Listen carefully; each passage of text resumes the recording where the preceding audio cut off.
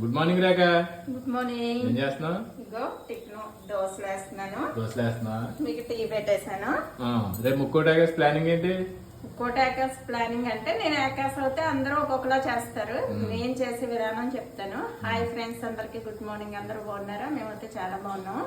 కొందరు అక్క మీరు ఏం చేసినా మాకు ముందు రోజే చెప్పండి అంటున్నారు. నేను చేసే విధానం అయితే చెప్తాను. ఈ రోజులో ఏది మంచిగా చెప్పినా చెడుగానే తీసుకుంటున్నారండి.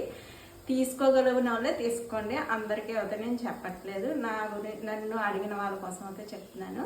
నేను అయితే ఏకాశి ఏం చేస్తానండి, దశమి రోజు, ఈ రోజు దశమి కదండి, ఈ రోజు తలకు స్నానం చేసి దీపారాధన చేసుకుని ఒక పొద్దు చేస్తాను.